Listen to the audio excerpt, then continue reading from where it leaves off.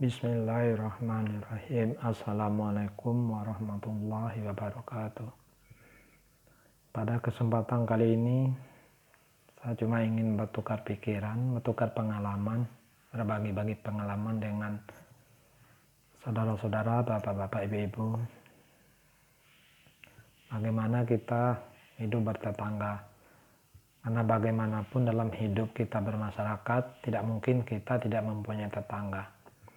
Tetangga adalah orang yang berada di depan, di belakang rumah kita, yang berada di samping atau kiri rumah kita. Pertama, yaitu kita saling mengunjungi atau bersilaturahmi. Tidak mungkin dalam suatu lingkungan kita tidak saling mengunjungi. Ya bisa kita datang pribadi sendiri atau kita dengan pasangan kita atau dengan membawa anak kita. Yang kedua itu saling membantu. Saling membantu artinya bila ada di antara tetangga kita yang ditimpa kemalangan. Mungkin ada saudaranya yang meninggal atau yang lainnya. Kita ikut membantu meringankan kesusahannya. Misalkan bila ada kematian, bisa kita membantu untuk memasang tenda, menyusun bangku dan sebagainya. Yang kedua, kita saling membantu bila ada hajatan seperti nikahan, sunatan.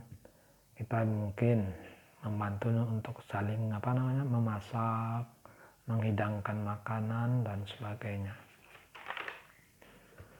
Kemudian yang ketiga, dalam hidup bertetangga itu kita bisa saling mengawasi, membantu mengawasi. Artinya biasanya di dalam rumah itu ada anak kecil yang mungkin masih dalam pengawasan.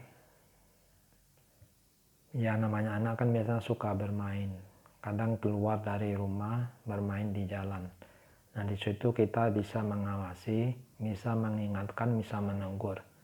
Kalau seandainya jalan tersebut ramai dilalui oleh kendaraan baik roda 2 maupun roda 4, itu kita bisa mengawasi anak tetangga kita.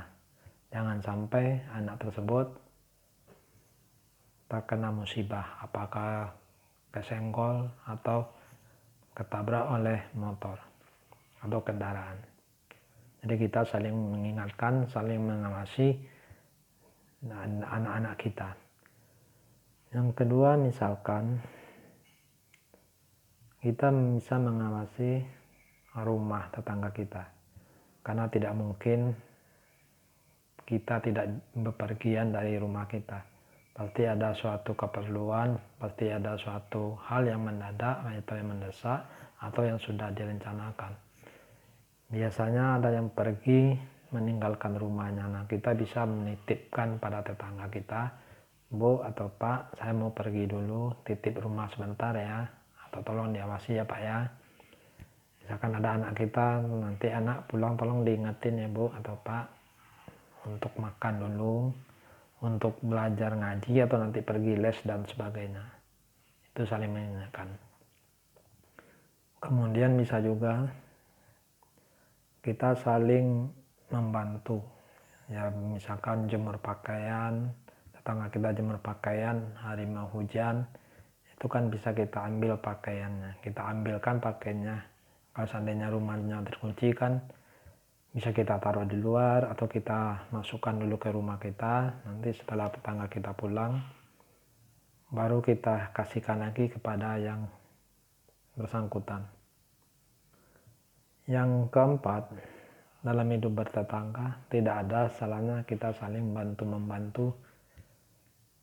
Biasanya sekali waktu kita akan ada gotong royong. Nah gotong royong ini bisa kita saling bertemu, bercengkrama, saling bekerja sama. Baik bapak-bapak, ibu-ibu, anak-anak pun bisa saling kumpul di saat gotong royong ini. Yang saya namakan gotong royong. atau ada yang mengatakan kerja bakti atau apalah namanya gitu. Yang penting biasanya dalam suatu lingkungan pasti mengadakan suatu bersih-bersih masal, ya baik itu namanya gotong royong, kerja bakti dan sebagainya. Nah, kita sebagai pribadi yang ada dalam lingkungan tersebut, mau tidak mau atau alangkah lebih baiknya kita ikut membantu, ikut bersama-sama kerja bakti atau gotong royong dalam kegiatan tersebut. Karena itu akan itu membersihkan lingkungan kita, lingkungan bersih, kita pun akan nyaman berada di lingkungan tersebut. Yang kelima adalah apabila seandainya kita kadang-kadang ada tetangga yang hobi masak, ada tetangga yang jarang-jarang masak. Nah, kalau kita yang hobi masak, tidak ada salahnya kita berbagi kenikmatan, berbagi kebahagiaan, kita kasih tetangga kita, ya misalkan gulai jengkol, atau rendang, atau apalah namanya yang kita rasa enak, dan itu bisa kita kasihkan kepada tetangga. Itu untuk memperkuat silaturahmi, ikatan batin di antara kita dengan tetangga kita. Yang ketujuh, dalam hidup bertetangga kita mari bersama-sama untuk menjaga sikap kita, ucapan kita, tingkah laku kita, perbuatan kita. Kita usahakan jangan menyinggung perasaan tetangga kita.